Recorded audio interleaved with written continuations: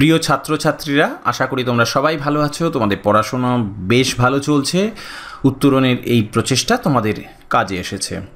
আমরা আমাদের ইতিহাস বই, উচ্চ মাধ্যমিক ইতিহাস বই স্বদেশ এবং বিশ্ব নিয়ে আলোচনা করছি। আমরা মূলত আলোচনা করছি আমাদের সপ্তম অধ্যায়ের বিষয়। তোমরা জানো যে ঠান্ডা লড়াইয়ের যুগ। এই সপ্তম অধ্যায়ের আমাদের আলোচনার বিষয় কিন্তু উপ-অধ্যায় ক এখন, এবং উপ-অধ্যায় ক এর বিষয় হলো ঠান্ডা যুদ্ধ। তো এখন আমরা যে বিষয়টা নিয়ে আলোচনা করব সেটা হলো ট্রুম্যান নীতি এবং মার্শাল পরিকল্পনা।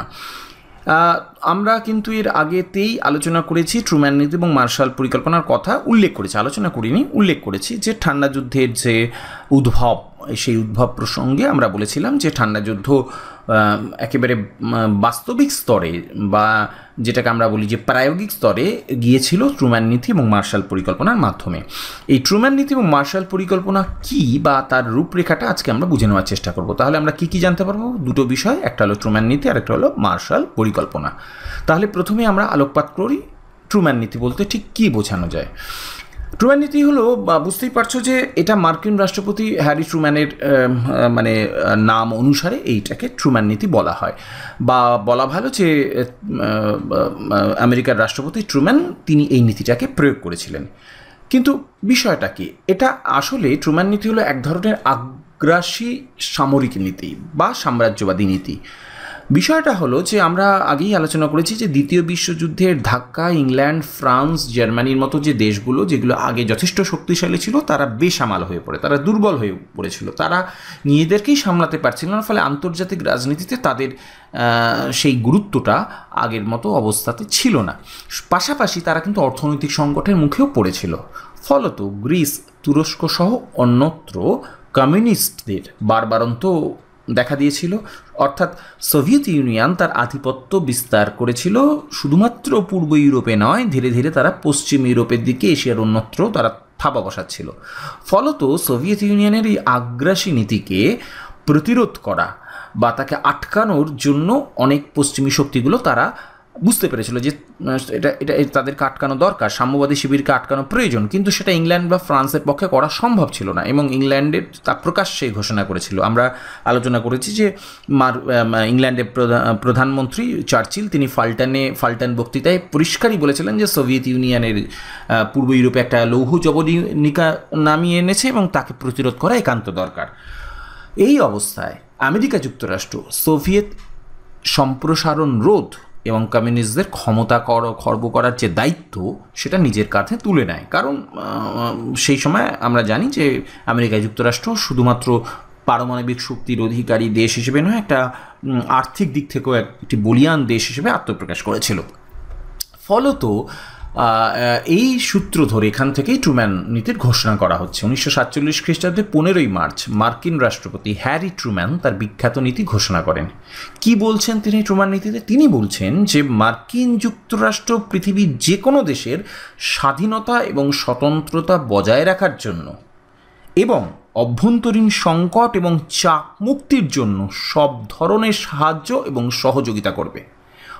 অর্থাৎ আমেরিকা যুক্তরাষ্ট্র, বলা ভালো মার্কিন রাষ্ট্রপতি হ্যারি ট্রুম্যান পরিষ্কার ঘোষণা করে দিলেন যে ইউরোপ শুধু নয়, সারা বিশ্বের ছোটোখাটো দেশগুলোকে আশ্বস্ত করলেন যে তোমাদের ভয় পাওয়ার কোনো কারণ নেই। অন্য কোনো শক্তি, বকলমে সোভিয়েত ইউনিয়ন যদি এই সমস্ত দেশে প্রাধান্য বিস্তার করতে চায়, আধিপত্য বিস্তার করতে চায় বা কোনো অভ্যন্তরীণ সংকট তৈরি করতে চায়, তাহলে সব রকমের সহযোগিতা যে কোনো দেশকে দেবে কে? মার্কিন যুক্তরাষ্ট্র। অর্থাৎ মার্কিন যুক্তরাষ্ট্র ত্রাতার ভূমিকায় অবতীর্ণ হলো। কেন না, সে তার সামরিক শক্তির দিক থেকে, আর্থিক শক্তির দিক থেকে সে বলিয়ান। এই সূত্র ধরে আমেরিকা গ্রিস এবং তুরস্ককে $400 মিলিয়ন সাহায্য দেয়। তার মানে পরিষ্কার কথা, আমরা একটা জিনিস পরিষ্কার বুঝতে পারলাম, ট্রুম্যান নীতিতে পরিষ্কারভাবে সোভিয়েত ইউনিয়ন এবং কমিউনিস্টদের প্রভাব খর্ব করতে চেয়েছিল ট্রুম্যান, একদম পরিষ্কার। এবং মার্কিন সাহায্যের মাধ্যমে গ্রিস এবং তুরস্কে যে কমিউনিস্টদের প্রভাব বৃদ্ধি পেয়েছিল তাকে খর্ব করতে চেয়েছিল। ট্রুম্যান নীতি আমেরিকার প্রচলিত যে নিরপেক্ষ বিদেশ নীতি, যেটা দীর্ঘদিন ধরে আমেরিকা লালন পালন করে এসেছে, এমনকি প্রথম বিশ্বযুদ্ধের সময়ও এই নিরপেক্ষতা নীতি গ্রহণ করেছিল, এবং দ্বিতীয় বিশ্বযুদ্ধের শুরুর দিকেও আমেরিকা আন্তর্জাতিক রাজনীতি বা বিদেশ নীতির ক্ষেত্রে অনেকটাই নিরপেক্ষ নীতি ফলো করেছিল বা অনুসরণ করেছিল। সেখান থেকে কিন্তু সরে এলেন ট্রুম্যান কিন্তু পরিষ্কারভাবে আগ্রাসী বিদেশ নীতির সূচনা করলো। বলা ভালো ঠান্ডা যুদ্ধকে উত্তপ্ত করে তুললো, ঠান্ডা যুদ্ধের পরিবেশকে উত্তপ্ত করে তুলেছিল ট্রুম্যানের এই নীতি। ট্রুম্যান নীতি স্বাভাবিক কারণেই ঠান্ডা যুদ্ধকে অনিবার্য করে তুলেছিল। তাহলে ট্রুম্যান নীতি সম্বন্ধে আমরা পরিষ্কার বুঝতে পারলাম এটি একটি এক ধরনের সামরিক বা সাম্রাজ্যবাদী পদক্ষেপ। এবার মার্শাল পরিকল্পনাটা কি? ট্রুম্যান নীতির পরিপূরক ছিল মার্শাল পরিকল্পনা। ট্রুম্যান নীতি যদি আগ্রাসী সাম্রাজ্যবাদী বা সামরিক নীতি হয়, তাহলে মার্শাল পরিকল্পনা অনেকটা অর্থনৈতিক আগ্রাসন। কীরকম? দ্বিতীয় বিশ্বযুদ্ধের ফলে আমরা জানি ইউরোপের প্রায় প্রত্যেকটি দেশই অর্থনৈতিক সংকটে পড়েছিল। শুধুমাত্র ইংল্যান্ড, ফ্রান্স বা জার্মানি নয়, অনেক ছোট ছোট দেশও তারা প্রচণ্ড অর্থনৈতিক সংকটের মুখে পড়েছিল। কৃষি শিল্প যে কাঠামো সেটা ভেঙে গিয়েছিল, বেকারত্ব দেখা দিয়েছিল। ফলে এইসব দেশগুলোতে শ্রমিক আন্দোলন তীব্র হয়ে উঠেছিল। স্বভাবতই শ্রমিক আন্দোলনের সঙ্গে ওতপ্রোতভাবে জড়িয়ে ছিল কমিউনিস্টদের সম্পর্ক। ফলে কমিউনিস্টদের উত্থান এবং বারবারন্ত আমেরিকাকে ভীত করে তুলেছিল। ফলত আমেরিকা যুক্তরাষ্ট্র ইউরোপীয় দেশগুলির আর্থিক পুনরুজ্জীবনের পদক্ষেপ নেয়। অর্থাৎ আমেরিকা যুক্তরাষ্ট্র বুঝতে পেরেছিলেন সরাসরি শুধুমাত্র সামরিক বল ভরসা যুগিয়ে যথেষ্ট এগোনো যাবে না। এই সমস্ত দেশগুলোতে, অর্থাৎ যে সমস্ত দেশগুলো যুদ্ধে ক্ষতিগ্রস্ত হয়েছে, তাদের অর্থনীতি ভেঙে গেছে, তাদেরকে যদি আর্থিক দিক থেকে বলিয়ান না করা যায়, তাদের যদি আর্থিক পুনরুজ্জীবন না ঘটানো যায়, তাহলে স্বাভাবিকভাবেই সেখানে শ্রমিক আন্দোলন, কৃষক আন্দোলন বা শ্রমজীবী মানুষের আন্দোলন বাড়বে, এবং যেটা বকলমে কমিউনিস্টদের প্রাধান্যকে বাড়িয়ে দেবে, এবং কমিউনিস্টদের প্রাধান্য বাড়ানো মানেই সেখানে সোভিয়েত ইউনিয়নের আধিপত্য আস্তে আস্তে আস্তে বাড়বে। ফলে এই আর্থিক পুনরুজ্জীবনের যে দায়িত্ব, সেটা আমেরিকা যুক্তরাষ্ট্র নিজের কাঁধে নিয়েছিল নিজের সাম্রাজ্যবাদী স্বার্থকে পূরণ করার জন্য। এই পরিপ্রেক্ষিতে 1947 খ্রিস্টাব্দে 5ই জুন আমেরিকার পররাষ্ট্র সচিব জর্জ সি মার্শাল হার্ভার্ড বিশ্ববিদ্যালয়ে এক ভাষণে বলেন যে ক্ষুধা এবং দারিদ্র্য এবং হতাশা সাম্যবাদের প্রসারের কারণ। তাই যুদ্ধ বিধ্বস্ত ইউরোপের পুনরুজ্জীবনের নীতি ঘোষণা করা হয়। কি বলা হলো? 1952 খ্রিস্টাব্দের মধ্যে 17টি ইউরোপীয় রাষ্ট্রগুলিকে নিয়ে ইউরোপীয় অর্থনৈতিক সহযোগিতা সংস্থা বা ওইইসি গঠন করা হয়। এই প্রকল্প বাস্তবায়নের জন্য $33 বিলিয়ন ধার্য করা হয়। 1947 খ্রিস্টাব্দে মার্কিন কংগ্রেস $13 বিলিয়ন মঞ্জুর করে। অর্থাৎ সোজা কথায় মার্শাল পরিকল্পনার মূল কথাই ছিল যে সাম্যবাদকে, সোভিয়েত ইউনিয়নকে প্রতিহত করতে গেলে তোমাকে টাকা ঢালতে হবে।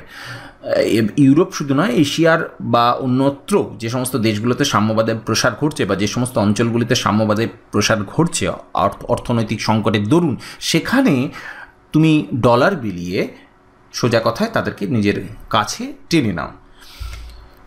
স্বাভাবিকভাবেই এই একটা প্রতিক্রিয়া তৈরি হয়েছিল। মার্শাল পরিকল্পনা ছিল ট্রুম্যান নীতির পরিপূরক। আমরা কিছুক্ষণ আগেই বললাম ট্রুম্যান নীতিকে যদি আমরা আগ্রাসী সামরিক নীতি বলতে পারি, সাম্রাজ্যবাদী নীতি বলতে পারি, তাহলে মার্শাল পরিকল্পনা অনেকটাই আগ্রাসী অর্থনৈতিক নীতি।